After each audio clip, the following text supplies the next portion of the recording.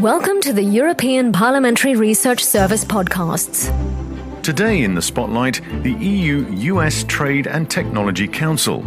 We'll look at its purpose, objectives, and its role in the context of the wider trade and tech relations between the EU and the US. Together, the EU and the US represent 780 million people who share democratic values and the largest bilateral economic relationship in the world, much larger than either of the two blocs has with the rest of the world. Just to give you an idea of the depth of this relation, US investment in the EU is triple of what it invests in all of Asia, and EU investment in the US is 8 times the amount what it invests in India and China. And the digital bond is particularly strong.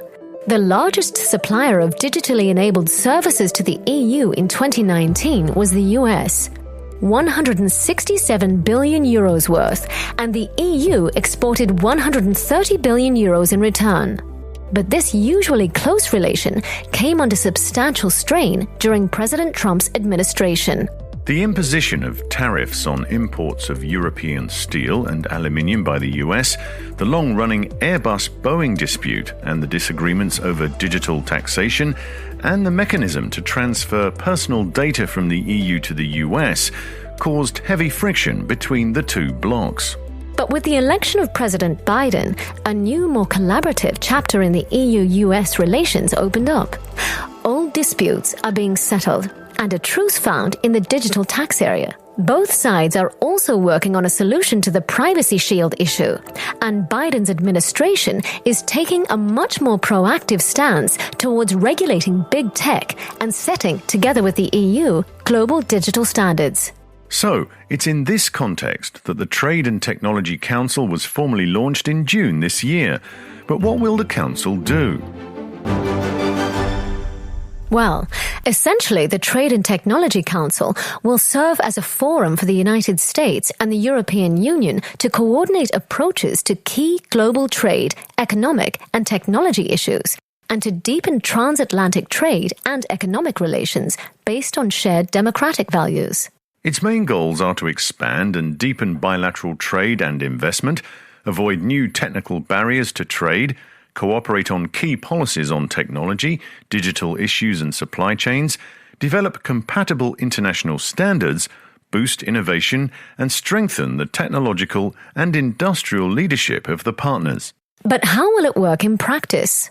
Marcin Czechapański is an expert in EU-US trade relations within the European Parliamentary Research Service. High-level politicians will guide the Council, where the groundwork will be carried out in 10 working groups, comprised of experts from both administrations. They will cover issues such as common standards, resilient supply chains, tech regulation, global trade challenges, investment screening, and export controls. Let's zoom in briefly on the supply chains, a crucial area to economic recovery from the crisis.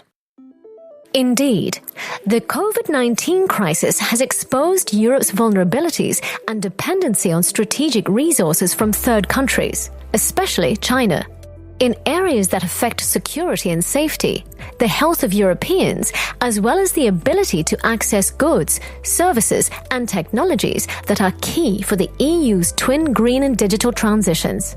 But this could change soon. With the new industrial strategy published earlier in May this year, the EU is determined to strengthen the resilience of supply chains in critical areas, including raw materials and semiconductor technologies. An objective shared with the US government, who has also voiced its intention to work with allies and partners to decrease vulnerabilities in the global supply chains and increase the security of supply for semiconductors, an essential component of almost all electronic devices.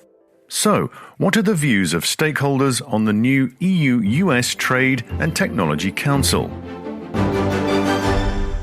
Well, the establishment of Trade and Technology Council has been widely welcomed by the stakeholders and think tank community as an important step towards bridging existing gaps and moving on with a future-oriented agenda focused on strategic areas and new ways of cooperation.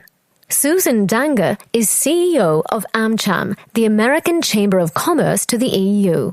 The Trade and Technology Council is a fantastic opportunity for the EU and the US to tackle new and emerging issues together. At AmCham EU, where we represent over 150 companies committed to and invested in Europe, we fully support this initiative. The first meeting took place in Pittsburgh. The outcome is positive, so now the attention must turn to yielding swift results to strengthen the transatlantic relationship. Think of artificial intelligence, the resilience of supply chains, or cybersecurity. These are absolutely critical areas where the EU and the US can demonstrate joint leadership. Both sides share common values and can set global standards together. So, what are the chances of the Council really accomplishing the objectives it has set itself? Here's Marcin Czezapański. Well, while it's true that previous attempts to bring the allies closer together have not been entirely successful, the new Trade and Technology Council offers a chance to really turn the page and mark a new phase in trade and digital relations, with the EU and the US moving to a much more stable and long-term cooperation. The World Economic Forum estimates that by 2022, as much of 60% of global GDP will come from the digital economy. So, if allies manage to find common positions, the new council certainly has a potential to shape it. But while there is a genuine will to work together on common challenges, some difficult issues, such as different approaches to regulating the digital markets, persist. And it remains to be seen whether the Trade and Technology Council will lead to the creation of an ambitious joint policy that will exert real global influence. With it, the words in the new EU-US agenda for global change may just come true. Where both sides agree, the world usually follows. Without it, other players which do not share the same values but are investing heavily in new technologies, like China, will move in fast to take that space, which could have serious consequences for the liberal rules-based order. Want to know more? Check out Marcin Czezapański's briefing on the EPRS website. This is a European Parliamentary Research Service podcast. Thanks for listening.